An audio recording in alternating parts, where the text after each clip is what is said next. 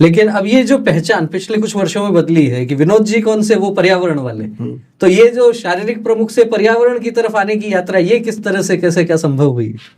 मैं अंतर्मन से पर्यावरण से जुड़ा हुआ था। बचपन से ही ऐसा था कि पेड़ों से पता नहीं क्यों लगाव था कि भाई किसी भी प्रकार से पेड़ खूब होने चाहिए। लेकिन प्रचारक जीवन और संघ का दायित्व इतना बड़ा होने के कारण मैं कभी काम नहीं कर पाया।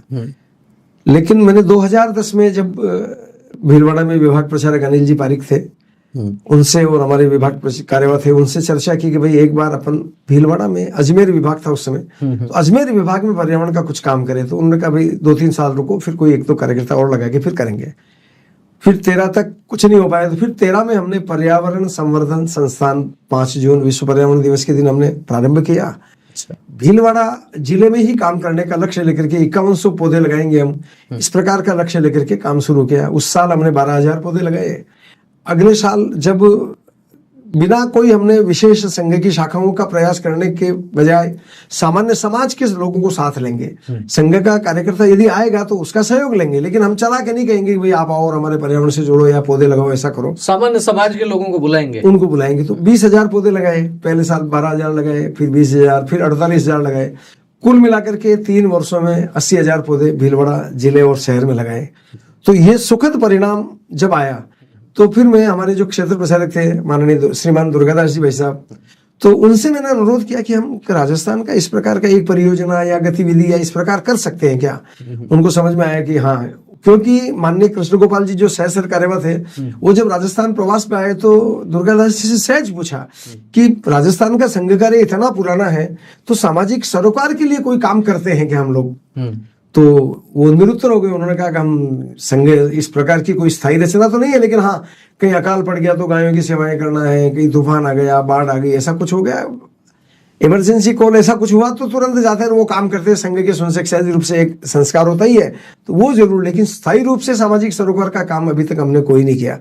तो माननीय कृष्ण गोपाल जी का आग्रह था कि राजस्थान में करना चाहिए, और उसी को ध्यान में रखते हुए दुर्गादास जी ने कहा नहीं, अपने को कुछ करना तो है ही, क्यों नहीं हम पर्यावरण के क्षेत्र में, क्योंकि राजस्थान में गर्मी भी ज्यादा है, पानी की भी थोड़ी कठिनाई है, तो क्यों नहीं हम पर्यावरण के क्षेत्र में काम करें। तो ये विषय था ही। इधर माननीय कृष्ण गोपाल जी का मार्गदर्शन हो गया, इधर हमारी इच्छा हो गई, हमको 3 साल का अनुभव हो गया। तो 2016 में फिर हम किशनगढ़ में, यानी 6 जनवरी 2016 की बात होगी है, किशनगढ़ में राजस्थान क्षेत्र की पूरी कार्यकारिणी बैठी, और उसी में फिर अमृता देवी के नाम से अमृता देवी पर्यावरण नागरिक संस्थान यानी अपना संस्थान, इसकी स्थापना हुई। फिर अपना संस्थान की यात्रा उसके बाद पर्यावरण के क्षेत्र में प्रारंभ हुई, जो राजस्थान में, और फिर 2019 में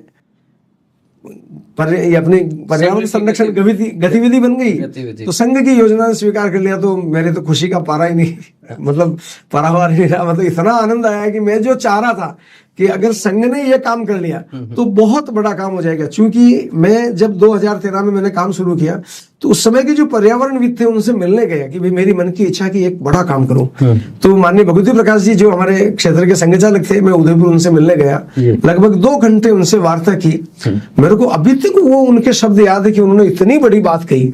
उन्होंने कहा कि विनोद जी, पर्यावरण का काम आप करो, बहुत अच्छा है, ये आप ही नहीं संघ को भी करना पड़ेगा जी। ये 2013 में जब माननीय भगवती प्रकाश जी ने मुझे कहा तो मेरे को इतनी खुशी हुई कि संघ जिस दिन इस काम को हाथ में लेगा तो फिर तो आनंद ही आ जाएगा, पूरा देश का एकदम बहुत बड़ा परिवर्तन नजर आएगा।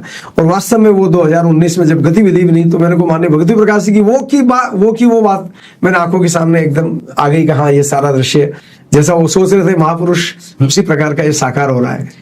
निश्चित रूप से संघ के कार्यकर्ताओं के लिए इसीलिए कहा जाता है कि संघ कुछ नहीं करेगा और स्वयंसेवक कुछ भी नहीं छोड़ेगा। कुछ भी नहीं छोड़ेगा से मतलब ये है कि राष्ट्र हित में जो भी कोई काम होगा वो स्वतः ही स्वयंसेवक के दिमाग में जब चीज आती है, कोई विषय आता है, उस दिशा में वो कदम आगे बढ़ाता है। ठीक इसी प्रकार से भीलवाड़ा में जिस तरीके से एक अलख जगी पर्यावरण संरक्षण को लेके, अपना संस्थान के नाम से फिर जो है वो एक संस्थान बनाया गया और 2019 में राष्ट्रीय स्वयंसेवक संघ ने इसको गतिविधि के रूप में स्वीकार कर लिया। उसके पहले भी अनेक गतिविधियों के माध्यम से राष्ट्रीय स्वयंसेवक संघ समाज परिवर्तन का काम कर रहा है। समाज में किस प्रकार से भाव जागरण हो, कुटुंब प्रबोधन का काम होता है, ग्राम विकास का काम होता है, गौ सेवा का काम होता है, सामाजिक समरसता को लेकर भी काम होते हैं। लेकिन इस दौर की सबसे बड़ी आवश्यकता है पर्यावरण संरक्षण को लेकर। आप देख सकते हैं अंतरराष्ट्रीय स्तर पर भी अनेक सम्मेलन इस प्रकार के होते हैं, लेकिन मैं अक्सर ये कहता हूं कि एसी